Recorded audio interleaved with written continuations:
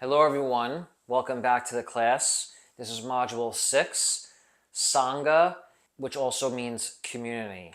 So the definition of community is the feeling of fellowship with others and a result of shared common attitudes, interests, and goals. This is one of the three jewels of Buddhism, which is Buddha, the Buddha himself, Dharma, his teachings, and then Sangha, which is community. So you could see the importance that was placed on this. And obviously for those of us who experienced the pandemic a few years ago, a lot of people were isolated, feeling alone. And there was a lot of talk around the need for community while we were all sheltering in place. And so it's important that we support ourselves with community.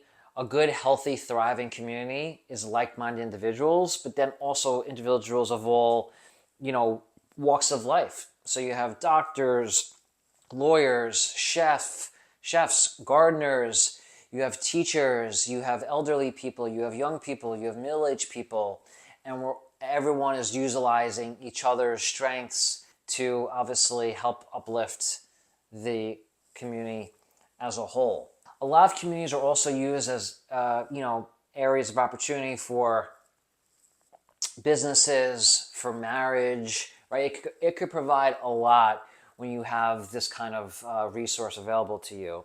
I also just feel like community can fill our hearts, right? So instead of living our lives siloed and individual, it forces us to, in a good way, to be communicative, to be open, to be giving of our time and resources. And so community really does provide a lot of benefits.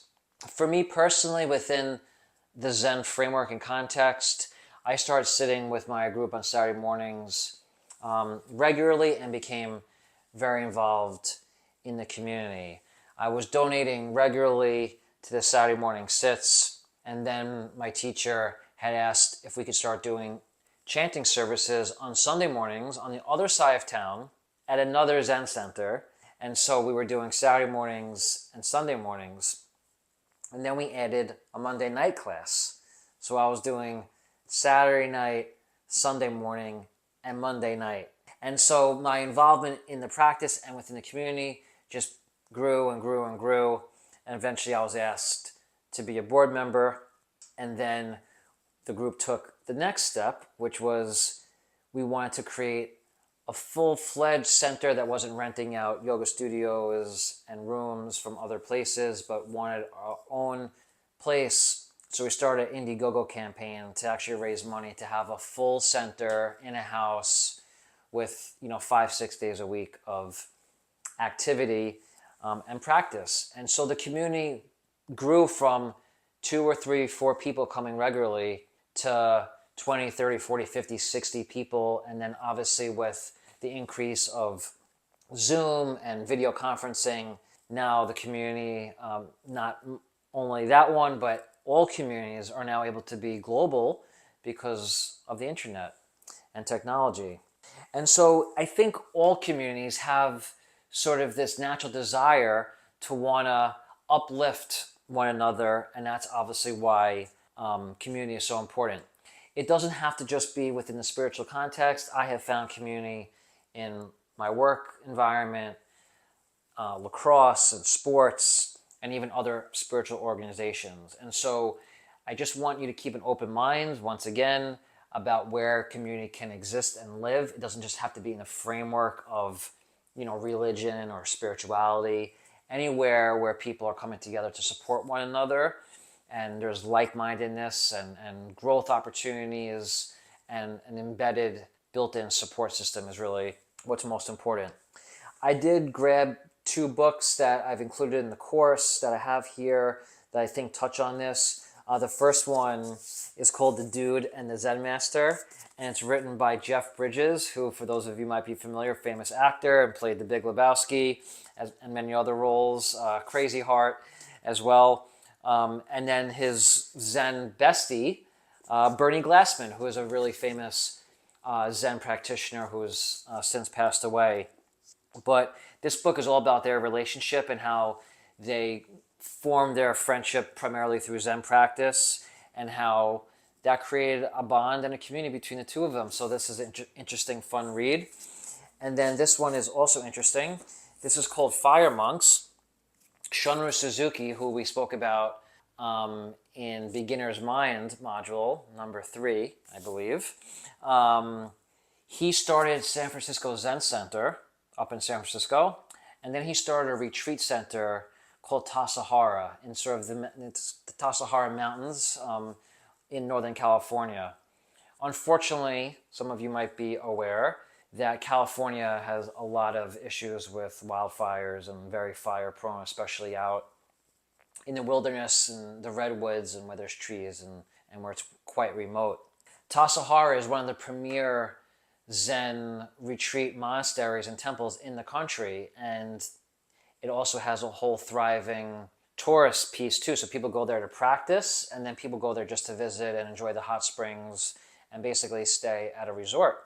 And so there's a lot of monks that live there full time, and one year a raging wildfire came ripping through the area, and about 5 monks, you could see them on the cover here, stayed back to fend off the wildfire because they couldn't even get fire departments out to them. And so this is a story about how the community came together to fight off one of the most devastating wildfires that had hit the area. And so the reason why I bring this up is you could see that when you get involved in community, you don't always know when you're going to need it and when you're going to need the support and the help. And the same thing goes with spirituality and your meditation practice. It oftentimes appears and you see the benefits when you're least expecting it. For me personally, I remember one time I was driving on a highway in Los Angeles in the middle of the day, and the person in front of me stopped short as I was going 70 miles an hour in the left lane, and I had to swerve to avoid rear-ending them. And as I did that, I sideswiped a big truck that was passing in the middle lane. And I just had to stay mindful, and immediately I snapped into sort of a meditative mindset, and I was able to avoid all the oncoming traffic and get my car pulled over to the shoulder without causing more damage to myself and to others. And that's a moment that has stuck with me, that the practice showed itself up in a real life situation. And the same could be applied to fire monks, right? No one's anticipating a fire like this, but once it happens, you don't have much time to think about it. You have to snap into action, which is another big concept in Buddhism, is action. Action is needed to be taken. And then once action is needed, how can you be mindful? How can you be collaborative? How can you be communicative amongst the action, right? Amongst the community. So all of these things tie into the importance of having Sangha community within your own personal practice. So I encourage you all to look for that in your life. And obviously, if you need help and support with that, you can reach out to me. So once again, problems, benefits. Okay, problems with lack of community is social isolation, mental health challenges, loneliness, decreased emotional support, a lack of belonging, limited growth opportunities, missed opportunities, and the usual suspect of stress.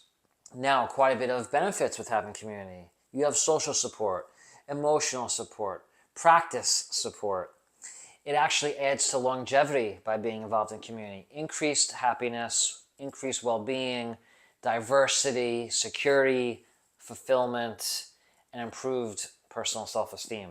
So you could see that a thriving, healthy community can really enrich one's life. So I hope this was informative and helpful, and thank you once again.